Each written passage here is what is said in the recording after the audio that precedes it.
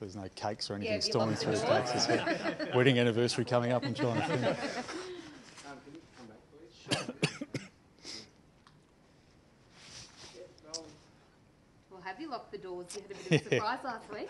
No, there'll be nothing coming through the doors today. I've got one of the guys standing on it, so pleasant surprise, but Damien, all of a sudden it's a game between two sides that are going okay. It's sort of an exciting fixture.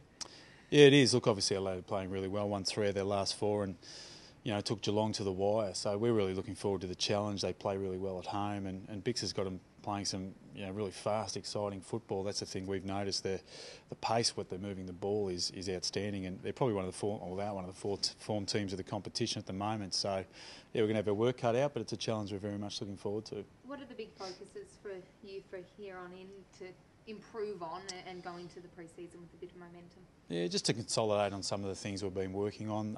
The development of certain players has obviously been forefront of our mind, and we've seen that thus far. But I think it's just to continue, putting games into those players we think are going to take us forward. And look, if we can get a win as a result of that, that's terrific. And we've been really pleased with a number of players this year. Nahas has stepped up. Vickery's been outstanding. Rance has shown that he can play, at a high standard also. So, but in saying that, we're really looking forward to going out and getting a win over in Adelaide. We haven't travelled overly well this year, or we haven't travelled well this year, so we're looking forward to putting some things in place that can get us over the line.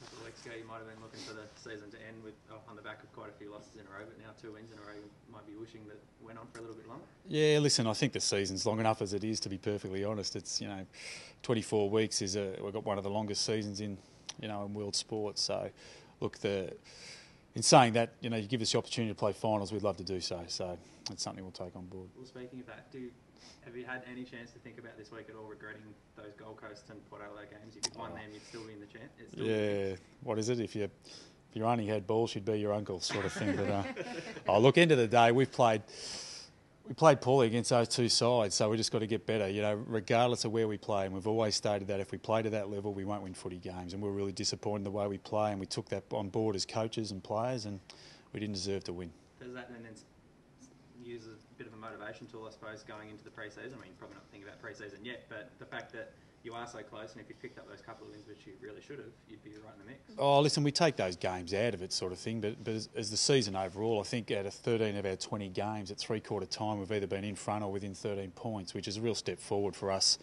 this year as compared to last year. So there's a lot of positives we can take out of certain aspects of our game, but we still realise there's a hell of a long way to go. We're nowhere near the top 4 sides of the competition at the moment. We've got a lot of ground to make up in a lot of those areas. Does that faster, slicker Adelaide unit change the way you'll match up against them this time around? Look, it does a little bit. There's no doubt they're moving the ball a hell of a lot quicker from defence. I think they're playing on from their back half. I think it's 61%, which Collingwood are at 50, and they generally do it more than anyone else. So look, it's something we'll take into account. We'll try and slow them down as much as possible, but easier said than done. What have you done specific to address the travel blues? I think it's 1 win out of 5 outside Melbourne this year. I mean, what have you done specifically this week to address it? This week? Yeah, listen, we've go about our preparation as much as we can, as normal as we can. But look, there's a couple of things we've done. We've obviously trained at grounds previous. This week we're going to train here and then just go there a little bit later. So we've tried a number of things this year to help us get over the line, and we'll just find out what works. Generally, young groups do take a bit of time to learn how to travel. I think Essendon's probably a prime example of that. I think this year they started to get a few wins on the board, whereas previous to that they'd really struggled. So we'll be in the same boat. We'll find the best routine for us and try and get the result. You'll obviously be assessing the list a lot in the next month. Is Shane Tuck likely to be offered a new contract? Yeah, listen, that's a list management decision that we'll make at the end of the year. Obviously, there's a number of guys in a similar boat. So, look, Tucky's doing everything he can to put his hand up. He's been outstanding the last 4 weeks. I think he's been, one of our better players. So, look, he's doing everything possible. Is the skipper going to play this week? Newman? Yeah. No, he won't play this week. And look, as we said previously, he's been touch and go to see whether he play the year, which is really disappointing. He's had an outstanding year once again, and you just miss those.